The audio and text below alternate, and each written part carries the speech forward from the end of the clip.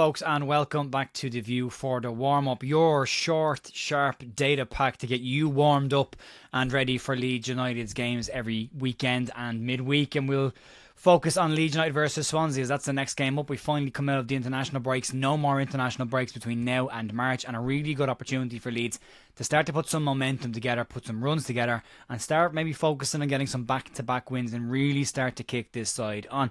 Leeds probably up till this point in the first quarter of the season have been doing relatively okay. They're top of all the key stats that they need to be top of, but sitting third in the table still and not getting into those top two and pulling away just yet. But they've got an opportunity this week to potentially put some serious numbers on the board, and looking at the oppositions, their promotion rivals there, Leeds have a good opportunity to potentially get that top spot this week. There's a lot of games, 3 games in 6 days for Leeds. There'll be a lot of football to play and a lot of twists and turns that could happen this week.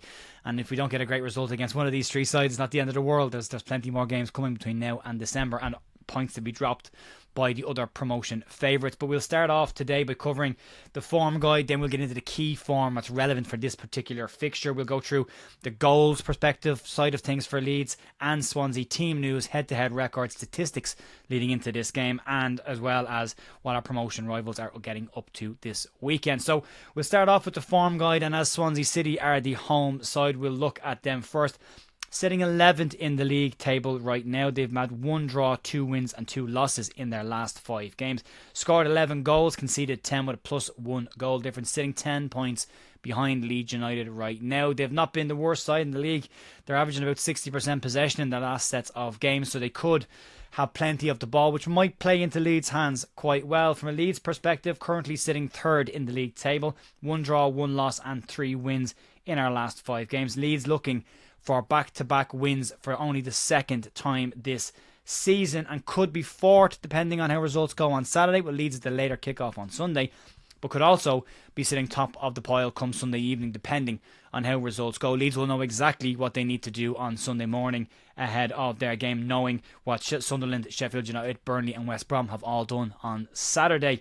From a key form perspective, this relates to the home form and the away form of the relevant sides. Swansea being the home side, we'll have a good look at what their home form looks like so far this season. And funnily enough, Swansea's home form has been their Achilles heel. Not as good at home as they are on the road, sitting 13th the home league table, winning 3 of their 7 home games, losing 1 and drawing 3. From a Leeds away perspective, this has also been Leeds' Achilles heel so far this season, and one of the reasons why Leeds aren't currently sitting in those top 2 spots. Leeds are sitting 7th in the away league table, winning only 2 of their 7 away games so far this season, losing only 1. But with 4 draws are clearly the issue away from home for Leeds United this season. Breaking down low blocks has been the Achilles heel. It's been the issue that Leeds have had for 2 years now, but this might not be a case coming into this game. Swansea like to have plenty of possession. The more possession they have, the less likely they are to win the game, if that makes sense, looking at the results over the last couple of months. But they still average, even in the games they have won, 45 to 55% possession. They're in the high 60s when it comes to other games that they haven't particularly done well in or won. So there's a good opportunity for Leeds here. If Leeds can get at them early, can exploit the space that might be left and use their pace and be in the away side, and a little bit of more pressure on Swansea at home to start delivering some results, they might have to come out and play just a little bit more. Leeds having the extra day to recover from the international break this time as well. All the players, according to Daniel Farke, will have at least 2 days training, which will make a big difference from the game against Sheffield United, where Leeds players came back the day before, and Outanack and Brendan Aronson only managed to get a recovery session in before that game. So a big difference for this one.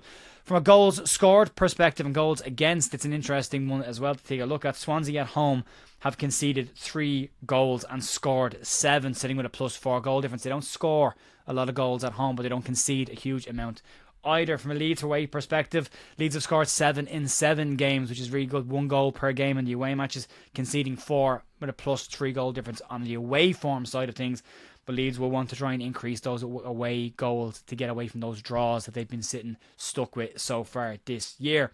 From a head-to-head perspective on both sides, in the last 6 meetings since 2018, it's been pretty decent for Leeds. 4 wins for Leeds, 1 loss and 1 draw. Swansea obviously with only 1 draw and 1 win and 4 losses in that. So the stats would suggest it's in Leeds' favour as well, but there's some more detail to get stuck into this. If you look at the goals scored on the bracket on the left hand side, you'll see 11 goals scored all season for Swansea, so about 1 goal per game, where Leeds have got 24, more than double of what Swansea have done so far this season. From a concession rate as well, Leeds conceded 1 less goal, 9 goals in their opening 15 games so far this season, one of the best defensive records in the division. And from an assist perspective, Leeds with 18 and only 8 for Swansea. From an attacking perspective, goals per game, Leeds are averaging 1.6, where Swansea are down with 0.7. Shots on target per game, Leeds about 5.3. That needs to increase from a Leeds perspective. Leeds clearly have been a side that need to create more chances before they can score more goals, and that will need to increase. Swansea, on the other hand, 3.2 from them. And big chances per game, Leeds coming in with about 3 big chances per game. Swansea at 1.7, so again, the conversion rate for Leeds will be a factor that they need to take into consideration into this game. They're missing 1.8 big chances per game, so need to be a little bit more clinical in front of goal. From a possession perspective, Leeds have averaged 62% possession this season, the highest in the league, while Swansea have been sitting on 60%, but that is also one of the best in the division, and especially at home for them, it's been a big factor for them. As you can see there in the last 4 meetings between Leeds last season, obviously Leeds had a 4-0 away win at Swansea. Dan James and Joel Pirro controversially scoring and celebrating in that game.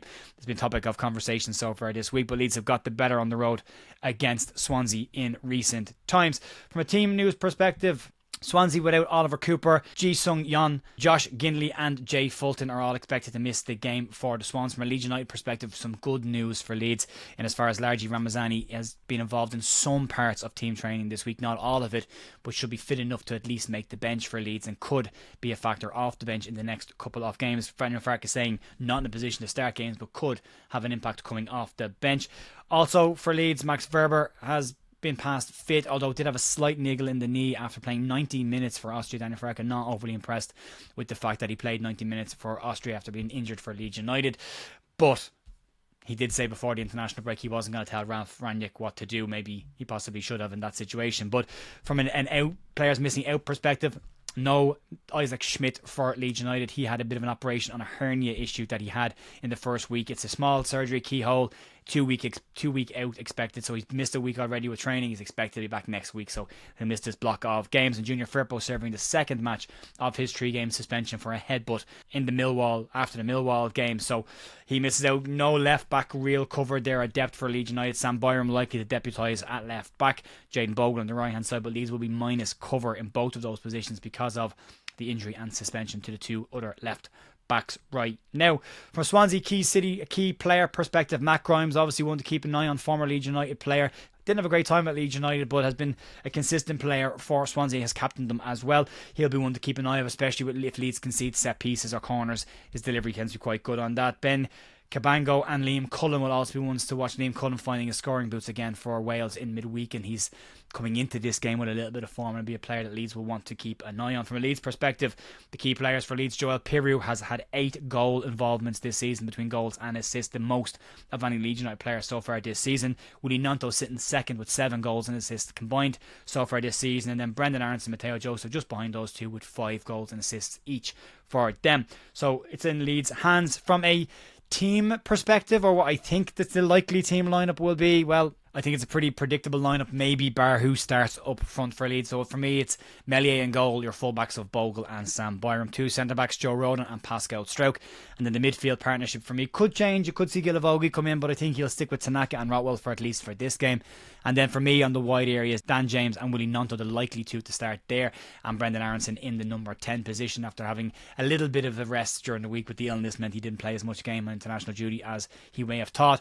And for me, I would start Matteo Joseph with this big game, mostly because of the type of football that Swansea play and the possession they like to have, that when Leeds get it, there could be some space to play in, and it might play into Joseph's hand, or at least into the wide players' hands, to get balls into dangerous areas for Matteo Joseph. He likes that near post run, but nice to see him get more of that. Leeds will have some change on the bench as well. Likely to see Sam Chambers and Charlie Crew on the bench, Max Ferber coming back in as well, with some absenteeism there. Whether James DeBio starts on the bench or whether Chambers or Crew make it, there'll be question marks around that. But for me, I think Joffrey Gelhart's the one that could possibly miss out on this game, with Leeds with plenty of attacking options on the bench, but not a huge amount of defensive or midfield options there outside of Gilavogi and Max Verber. And then from the stats to keep an eye on coming into this game, the following are the ones that you should keep an eye on. Swansea City have lost each of their last 3 games against Leeds United, only ever enduring a longer run of defeats against Leeds back in 1962, between 62 and 64, when they had 5 defeats in that time.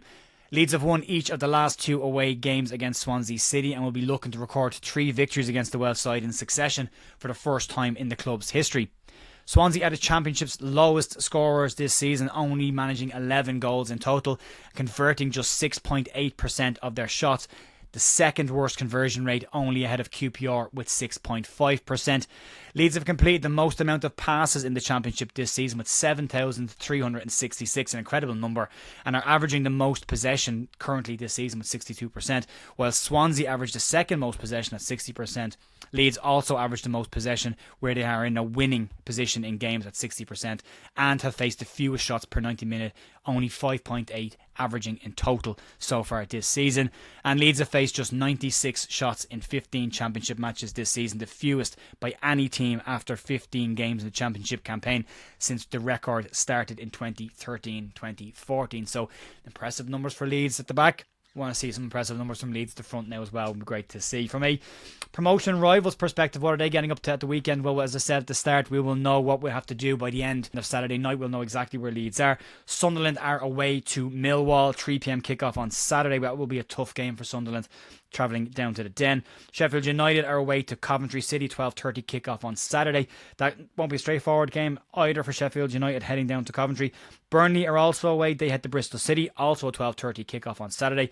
And West Brom will be home against Norwich City, 3 p.m. on Saturday. It's been pretty much of a draw essential for West Brom at home this season, but they've don't score a huge amount of goals there, but they've been very effective and are very much keeping pace with the other 4 teams ahead of them in the table right now. So all in all, if you look at everything on paper, but football's not played on paper, but it appears that it could be a game if Leeds approach it in the right manner, go at Swansea on the front foot. It could be a very good day for Leeds United at the office, and we could hopefully see Leeds United by the end of the day on Sunday sitting top of the Championship table for the first time this season. We want to see Leeds back in that top 2 come December. We could be starting to see that move happening sooner. The block of games we've got now, plus the run into Christmas, isn't the most difficult game. Middlesbrough, Luton Town, Blackburn, probably a couple of more tricky games, but in general not the most difficult to run for the next couple of weeks, and the rivals have some trickier games coming up, so Leeds have an opportunity to get the momentum, to get the results, and to get into those top 2 spots. Folks, let me know what you think about the game on Sunday, what you think is going to happen, what you think the score is going to be, what you think the team lineup is going to be, and what changes would you make to the game. Let me know down below in the comments, and I'll be back on Monday morning for Leeds news or review from the game, and we'll have the panel discussion on Monday evening as well. So enjoy the rest of your day and your weekend. Fingers crossed for 3 points, and I will talk to you then. See you soon. Bye.